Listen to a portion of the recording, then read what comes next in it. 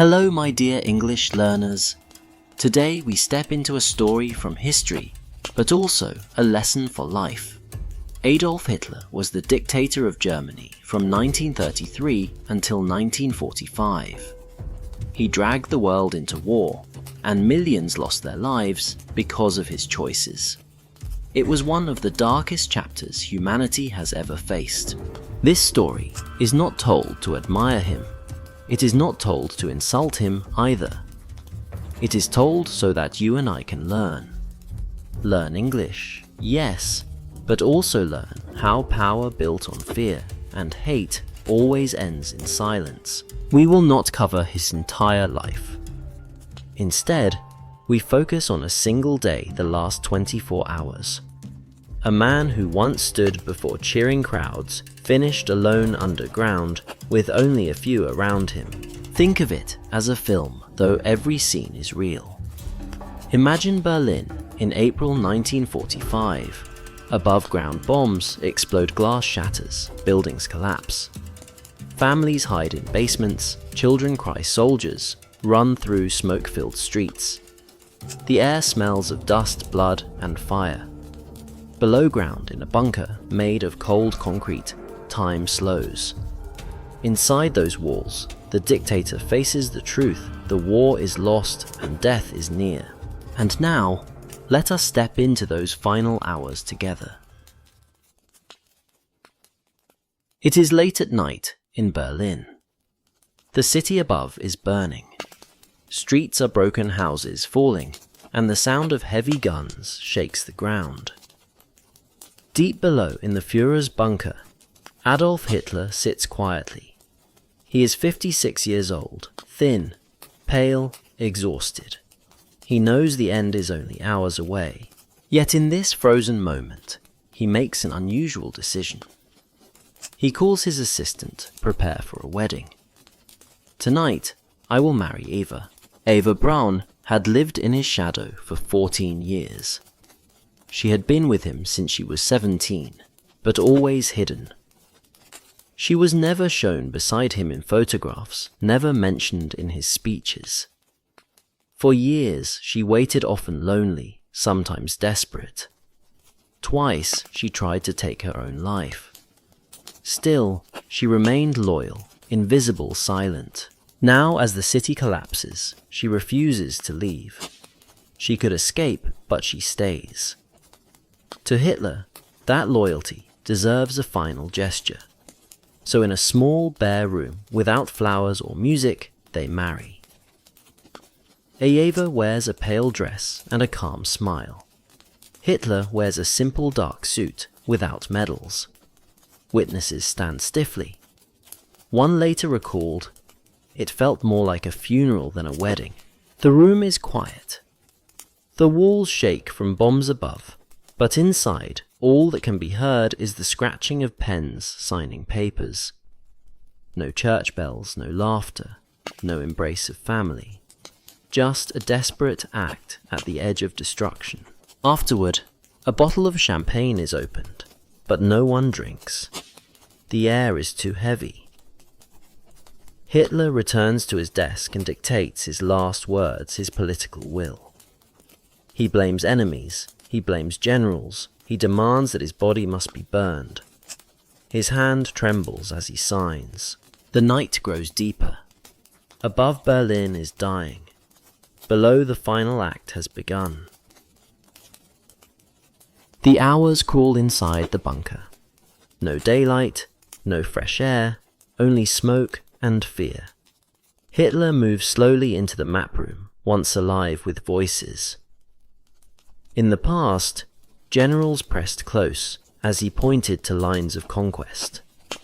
His finger once traced borders, his words once carried armies across nations.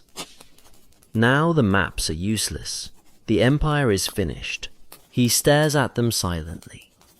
His body shakes. His face looks 20 years older than it did a month ago. The war is gone, but he cannot accept it. To him, those maps are no longer tools of power, but the graveyard of his dreams. One creature has always been at his side, Blondie, his German shepherd. Loyal, calm, faithful. She slept near his bed, walked beside him in the gardens, trusted him completely. But even here, distrust rules. He fears betrayal even from those closest. He doubts the cyanide given to him, so he orders his doctor test it on Blondie. Moments later, the dog lies lifeless. The silence is heavy. Officers turn away. Some cry quietly. For many, this is the breaking point. If he can kill the one being he trusted, there will be no escape, only death. That evening, officers plead with him. There is still a plane. You can flee south. He shakes his head, calm but final. I will not run. I will die here in Berlin. Some prepare to leave through the sewers. Others sit frozen in fear. Ava changes into a dark blue dress and sits close. He tells her she can still go. She smiles and answers, "No, I stay with you." The man who once commanded millions now whispers into silence with only one voice beside him. Outside, the Soviets close in. Inside, the night grows colder. The last sunrise over Berlin is hidden by smoke.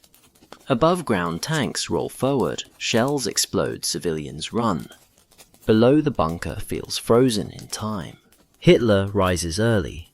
His back is bent, his steps slow, his face pale. Ava is beside him, calm and quiet. Together they eat bread and tea. It is not breakfast, it is ritual. A meal of farewell, not of life. He summons his aides. When we are dead, take the bodies outside.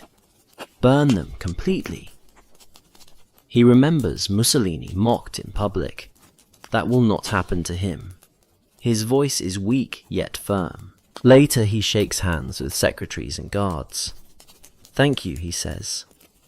Some weep, some freeze, but his face is blank, as if already gone. To one he gives a nod. To another, a simple word. There are no speeches, no final command. Only silence. At last, Hitler and Ava return to their room. She wears her favorite silk dress and soft perfume. She brushes her hair carefully, like a bride preparing for her wedding night, though she knows it is the hour of her death. She holds a capsule.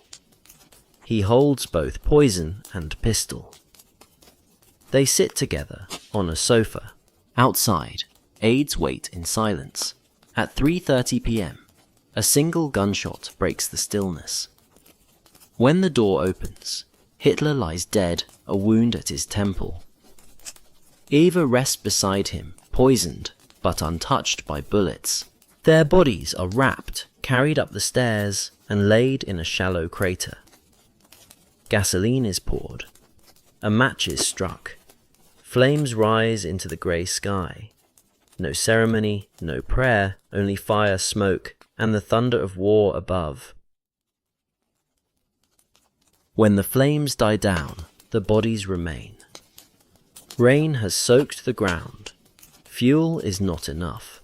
They are burned again, then buried under rubble. No marker, no trace. The goal is erasure, complete and final. Inside, despair grows. Joseph Goebbels, Minister of Propaganda, refuses to live without his leader. He and his wife give poison to their 6 children as they sleep, then end their own lives. The bunker becomes not a shelter, but a tomb.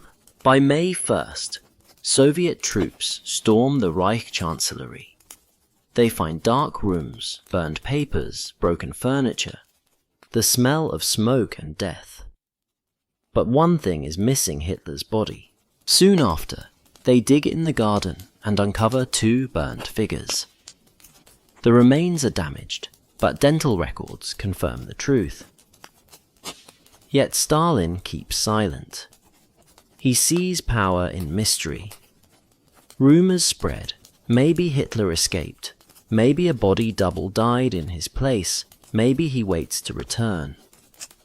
Fiction grows where truth is hidden. With time, evidence speaks. Soviet doctors kept the jawbone. Years later, Hitler's dental assistant confirmed it. The gold bridgework matched exactly. He died there by his own hand. On May 7th, Germany surrendered to the Allies. 2 days later, to the Soviets. The war in Europe was over. Newspapers shouted Hitler dead. Germany surrenders. War ends. Crowds filled the streets in London, Paris, New York, Moscow. Strangers hugged, bells rang, tears fell. For many, it was pure relief. For others, it was still too hard to believe. The Third Reich, once vast and brutal, ended not in battle, but in fire, in silence, in shame. And so the story closes. Adolf Hitler, the man who once stood before cheering crowds, ended alone in a bunker. His empire collapsed. His followers left. His final hours brought not glory, but silence and ashes. From this we learn. Power built on fear and hate may rise high, but it always falls. Voices once loud become whispers, then nothing. We see the danger of blind loyalty.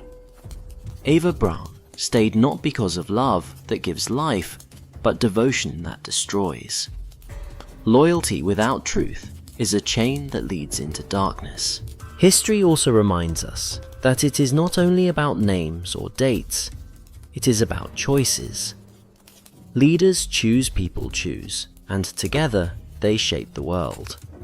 If we follow without question, mistakes repeat. But if we stand for truth, and peace, destruction loses its power. This is not just history, it is also a mirror. When you study English through stories like this, you practice more than words. You practice thinking deeply, feeling history, and asking questions. So pause for a moment. What lesson will you carry from this story? What speaks to you? The last day of Hitler is not told to glorify him, but to remind us hate ends in shame, but truth, courage, and hope live on.